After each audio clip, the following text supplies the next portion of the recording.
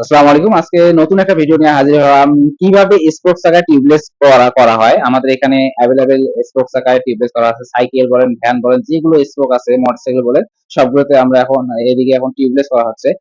হয়তো অন্য কোথাও হয় না। এটা নতুন আমাদের এলাকায় ১ম আসছে টিউবলেস করা এবং এর উৎপত্তি হচ্ছে এই মেকার সাহেব, যাকে আমরা সবাই লাল ভাই বা আসল নাম হচ্ছে হযরত ভাই নামে চিনি। সবাই লাল ভাই নামে চিনে। এই ফুটবলটা দেখতেছেন, ফুটবলটাও টিউবলেস করা হবে।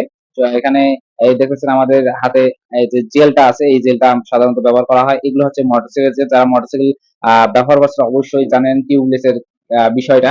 আমরা এই টিউবটা ছিল এটা কেটে নিয়ে স্পোকের সাইডের দিকে রাউন্ড করে দেওয়া হবে, যাতে বাতাস বের হতে না পারে। কারণ আগে একটা নল লাগিয়ে দিছে। সাধারণত এখানে মোটরসাইকেলের নলগুলো ব্যবহার করা হয়। নল লাগানো শেষ, এখন আমাদের পালা রিংয়ে নলটা আটকানো। আটকানোর পর এটা রাউন্ড হিসাবে দিতে হবে, যাতে জেলটা স্ট্রোক দিয়ে বের হয়ে না যায়। এটা এর মধ্যেই জেলটা দেওয়া হবে এবং টায়ারের ভিতরে থাকবে, যাতে টায়ারে তার কাটা এবং খিল জাতীয় যে ধারালো অস্ত্রগুলা ঢোকার পর মোটরসাইকেলে বা টায়ারগুলো নষ্ট করে ফেলে, যাতে বাতাস বের হয়ে যায়। এটা বন্ধ করে দেবে এই জেলটায়। এখন আমাদের টায়ার লাগানোর পালা। আমরা সুন্দরভাবে টায়ারটা লাগাবো। আমরা আরেকটা কথা বলতে চাই, নতুন টায়ারে সবচেয়ে ভালো হয়। আমরা নেক্সট টাইম নতুন টায়ারের ভিডিওটা দিব। এখানে পুরাতন টায়ার। তারপরে চেষ্টা করতেছে মেকার সাহেব যে এটা টায়ার হবে কিনা, একটা সন্দেহ আছে। তারপরে দেখা যাক আমাদের এই জেলটা দিয়ে কাজটা হয় কিনা। আশা করা যায় যে কাজটা হবে।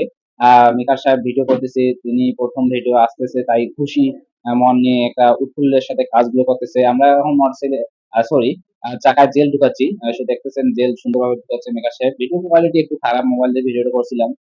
আমাদের জেল ঢুকানো শেষ। আমরা এখন এখানে হাওয়া দিয়ে টায়ারটা ফোলানোর চেষ্টা করব। দেখা যাক টায়ারটা ফুলানো যায় কিনা। আমরা এখন নলে যে ছোট একটা কি বলে এটা লাগায় নিব, যাতে বাতাস বাইরে বের হতে না পারে। দেখতে পাচ্ছেন পাশে আমাদের সাইকেল রয়েছে।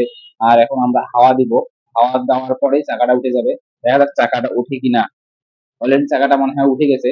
এখন আমরা যেখান দিয়ে বাতাস বের হয় সেদিকে আমরা চাপ দিয়ে বাতাসগুলো বন্ধ করার চেষ্টা করবো, যাতে জেলটা সুন্দরভাবে এঁটে যায়। যেহেতু মিকা সাহেব এখানে চাপ দিয়ে ওইটাকে বন্ধ করার চেষ্টা করতেছে, কারণ মাঝে মাঝে একটু ফাঁক থাকলে বাতাসটা ওই দিক দিয়ে বের হয়ে যায়। কিন্তু চাকাটা খোলানোর পর আর কোনো সমস্যা নেই। আমাদের চাকাটা খুলে গেছে, আর কোনো সমস্যা নেই। এখানে দেখতেছেন টিউবটা সুন্দরভাবে চাকার সাথে মিলিয়ে কেটে নেওয়া হচ্ছে, যাতে সাইকেলে না লাগে। সুন্দরভাবে ব্লেড দিয়ে আমরা টিউবটা কেটে নিব।